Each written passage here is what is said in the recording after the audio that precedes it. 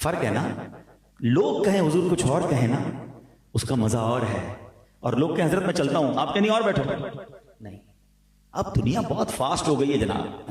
پہلے دیکھیں ایک ایک گھنٹے ہم بیانات کرتے ہیں, اب 1 گھنٹے کا بیان ہم نے چھوڑ دیا بھائی. ہم نے کہا بھائی 30 منٹ بہت ہیں بھائی, ان سے 30 منٹ لے لو, یہ بڑا بات ہے. اب تو دنیا چلی گئی. پہلے 5-7 منٹ کا کلپ دیکھتے تھے, اب تو 30 سیکنڈ کا ان کو اسٹیٹس دیکھنا ہے. اب تو یوٹیوب وغیرہ فیس بک پہ سنا 5-10 سیکنڈ کی ایڈ آنا لگ گئی.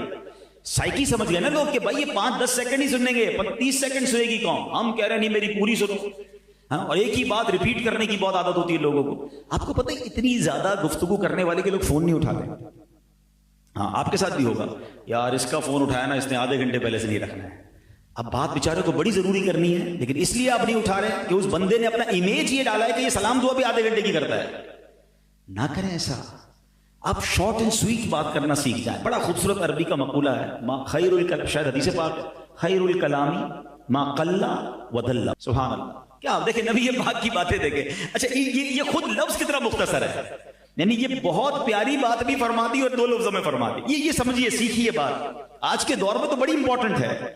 خیر الکلامی, بہترین کلام کیا ہے؟ ما قل ودل, مختصر اور پردلیل. Short and sweet, to the point. بات کرو ٹو دی پوائنٹ, نہ لمبی اتنی. تو یہ ہم لمبی بات کر کے اپنا امیج خود گراتے ہیں, اور پھر ہمیں بعض اوقات لوگ سننا بھی پسند نہیں کرتے.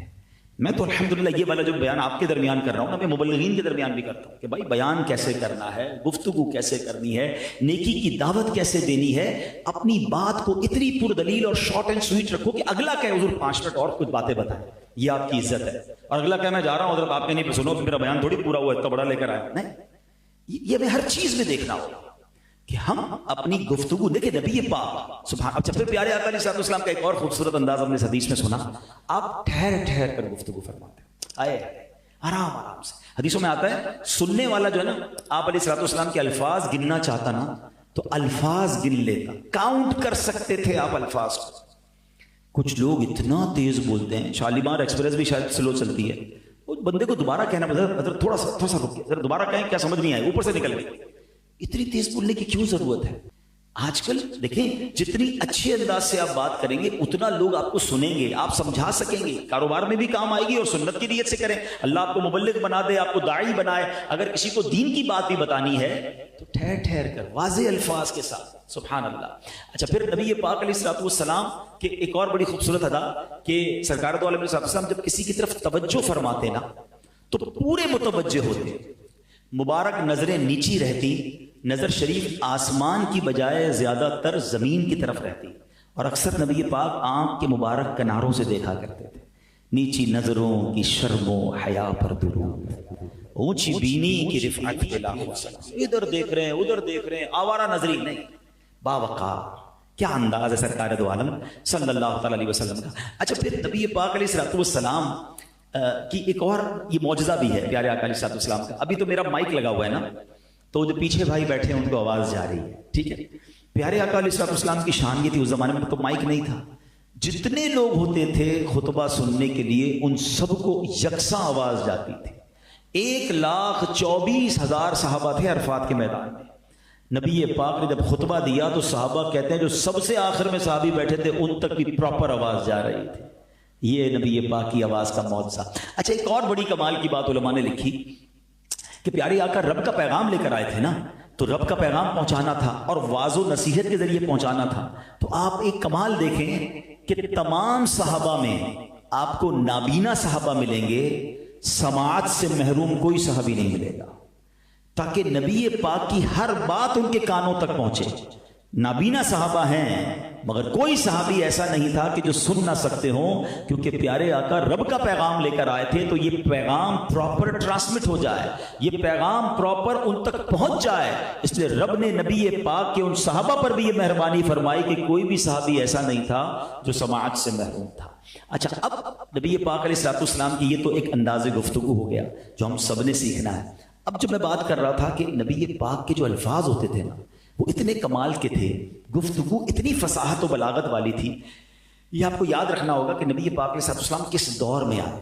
نبی پاک جس دور میں آئے نا اس دور میں عرب کے لوگوں کا ایک الگ کمال یہ تھا کہ they were so much intellectual, وہ بہت کمال کی گفتگو کرنے والے تھے، ان کو اپنی گفتگو پر ناز بھی بڑا تھا. یعنی وہ زمانہ تھا، آپ شاید حیران ہوں گے کہ تلواروں کے ساتھ ساتھ الفاظ سے بھی مقابلہ ہوتا تھا. ایک دوسرے پر حملے اشعار کے ذریعے بھی ہوتے تھے. یعنی دشمن کچھ شعر لکھ کر بھیجتے تھے، یہ اس کا جواب اشعار میں دیتے تھے. یعنی جب نبی پاک علیہ السلام کے ساتھ صحابہ ہوتے تھے نا، تو معاذ اللہ دشمن نبی پاک کی گستاخی میں اشعار لکھتے تھے. اور سیدنا عبداللہ بن رواحہ، حضرت حسان بن ثابت، اللہ اکبر، یہ نبی پاک کی نعتیں لکھ کر اس کا جواب دیا کرتے تھے. بلکہ سبحان اللہ، نبی پاک کا ایک فرمان جس کا مضمون حضرت عبداللہ بن رواحہ کے بارے میں کہ اے عبداللہ، تمہارے اشعار ان دشمنوں کے لیے تیروں کی مانند. تو یہ ایسا دور تھا. اچھا، عرب کی لوگوں کو ویسے ہی اپنی گفتگو بڑا ناز ہے، اور ان کو حق بھی ہے. جتنی فصاحت عربی زبان میں ہے نا، دنیا کی کسی زبان میں نہیں ہے. ٹھیک ہے، اب آپ کو ایک اور بات بتاؤں کہ آپ کو اندازہ ہو جائے گا کہ دور کیسا تھا اور مائنڈ سیٹ کیا تھا. کہ عرب کے جو عربی ہوتے ہیں، عرب میں رہنے والے وہ کون ہوتے ہیں؟ عربی ہوتے ہیں. جو عربی نہیں ہوتے وہ کون ہوتے ہیں؟ ہم سب کیا ہیں؟ عجمی. آپ کو پتا ہے عجمی کے معنی کیا ہے؟ عجمی کہتے ہیں گونگے کو. آپ نے بڑے سکون سے کہہ دیا کہ ہم عجمی ہیں. ایکچولی عرب کے لوگوں کا کہنا یہ تھا، بولنا ہمیں ہی آتا ہے، ہمیں ہی گفتگو آتی ہے، باقی دنیا تو گونگی ہے. That's why we are all عجمی. ہم عربی نہیں ہے نا، تو ہم عجمی. عجمی کا معنی ہی گونگا ہے. اب آپ کو سمجھ آ گیا ہوگا کہ مائنڈ سیٹ کیا تھا گفتگو کا. اچھا، ایسے موقع پر نبی پاک تشریف لائے اور ان سے بات کرنی ہے، ان کو اللہ کا پیغام دینا ہے، تو کتنا سپیریئر کوالٹی کی گفتگو درکار تھی. اچھا، پھر سونے پر سہاگا یہ کہ نبی پاک کسی مدرسے میں نہیں گئے، نبی پاک کا کوئی استاد نہیں ہے، پیارے آقا نے باقاعدہ کوئی کتاب پڑھی نہیں ہے، اور بات کرنی ہے ان لوگوں سے جو اپنے زمانے کے پروفیسر سمجھ لیں، اپنے زمانے کے ون آف دا بیسٹ سمجھ لیں، ان کے سامنے جا کر بات کرنی ہے. مگر رب نے سبحان اللہ اپنے حبیب کو کیسا علم عطا فرمایا کہ جب نبی پاک گفتگو کرتے نا، تو پتہ ان کا حال کیا ہوتا تھا؟ آؤ بریلی کے تاجدار سے پوچھتے ہیں. وہ کہتے ہیں تیرے آگے یوں ہیں دبے لچے. فصحاء عرب کے بڑے بڑے حضور انٹلیکچوئل بیٹھے ہوتے تھے سامنے، بڑے شوق، وہ حیران ہو جاتے تھے کہ یہ کون سے الفاظ ہیں؟ تیرے آگے یوں ہیں دبے لچے. فصحاء عرب کے بڑے بڑے، کوئی جانے منہ میں زبان نہیں بلکہ جسم میں جان نہیں. آقا میں نثار تیرے کلام پر، ملی یوں تو کس کو زبان نہیں. ارے بڑے بڑے آئے گفتگو کرنے والے، مگر جب میرے آقا بیان فرماتے پھر کیا ہوتا؟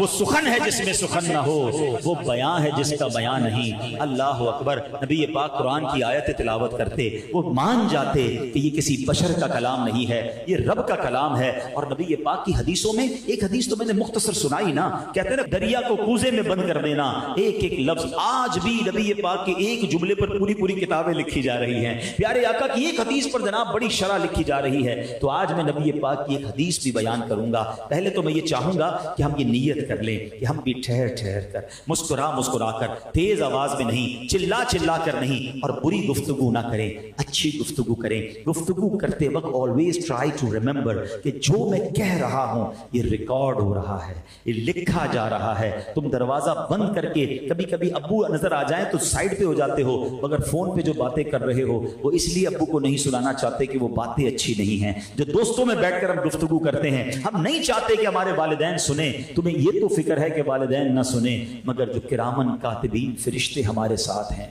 وہ ایک ایک لفظ لکھ رہے ہیں. وہ بندہ سوچے کہ میری گالیاں کیا میں فرشتوں کو لکھواؤں گا، میری گندی باتیں کیا میں فرشتوں کو لکھواؤں گا. اور اگر یہ نامہ اعمال قیامت کے دن مجھے پڑھ کر سنانا پڑ گیا، جہاں صرف والدین نہیں، وہاں تو میرے آقا بھی ہوں گے، غوث اعظم بھی ہوں گے، صحابہ بھی ہوں گے، سارے اولیاء ہوں گے، میں کیسے وہ باتیں پڑھ کر سنا سکوں گا؟ تو وہ بولو جس کو قیامت کے دن پڑھ سکو، وہ مت بولو جس کو پڑھنے میں شرمندگی ہو. تو کاش میں اپنی گفتگو کے بارے میں محتاط ہو جاؤں.